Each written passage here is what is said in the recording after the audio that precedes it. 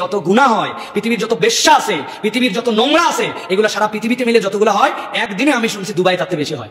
মহান আল্লাহ তাআলা পবিত্র কোরআনে আশ-শুরা 30 নম্বর আয়াতে বলেন, তোমাদের যে বিপদ আপদ ঘটে তা তো তোমাদের কৃতকর্মেরই ফল, এবং তোমাদের অনেক অপরাধ তিনি ক্ষমা করে দেন।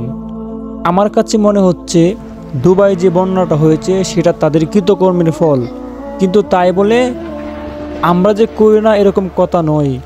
কিন্তু তারা প্রকাশ্যে শিরিককে প্রমোট করেছেন। তারা সেখানে মন্দির স্থাপন করে হিন্দুদেরকে আমন্ত্রণ জানিয়ে সেখানে প্রকাশ্যে আল্লাহর সাথে শিরিক করার জন্য রাষ্ট্রীয়ভাবে ঘোষণা দেওয়া হয়েছে। একটাবার চিন্তা করে দেখুন। আর শিরিকের ব্যাপারে খুব ভয়াবহ কথা আল্লাহ তাআলা পবিত্র কোরআনে বলছেন। আল্লাহ তাআলা পবিত্র কোরআনে সূরা নিসার 48 নম্বর আয়াতে বলেছেন, নিঃসন্দেহে আল্লাহ তাকে ক্ষমা করেন না যে লোক তার সাথে শরীক তথা অংশীদার সাব্যস্ত করে। তিনি ক্ষমা করেন এবং নিম্ন পর্যায়ের পাপ যার জন্য তিনি ইচ্ছা করেন। আর যে লোক অংশীদার সাব্যস্ত করলো আল্লাহর সাথে, সেজন্য আল্লাহকে অপবাদ দিল। একটাবার চিন্তা করে দেখেন, শিরিক, আল্লাহর সাথে শরীক করা কত ভয়ানক গুনাহ।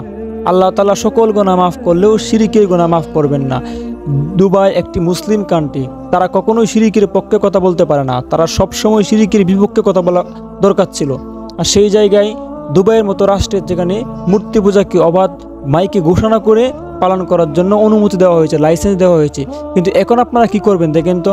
আল্লাহ তাআলার সামান্য একটু বন্যায় আপনাদেরকে ভাসিয়ে নিয়ে যাচ্ছে, যেখানে পুরো খরা থাকে, যেখানে পানির জন্য হাহাকার করে মানুষ, যেখানে মরুভূমির মতো একটা জায়গা, আজকে সেখানে মানুষের গাড়িগুলোকে একেবারে কাগজের পাতার মতো পানি উড়িয়ে নিয়ে যাচ্ছে। এত পানি কোথায় থেকে আসলো? আল্লাহ তাআলা কি না পারে?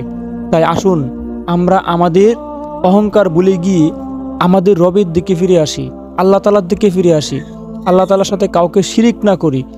তবে দুবাই যে একা করে এরকম কথা না, মিডল ইস্টের অধিকাংশ রাষ্ট্র এখন সেটা শুরু করে দিয়েছে।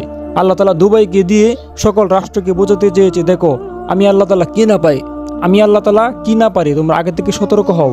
যদি তোমরা সতর্ক না হও, তোমাদের উপর আরও এরকম বালা মুসিবত আমি আল্লাহ তাআলা প্রেরণ করব।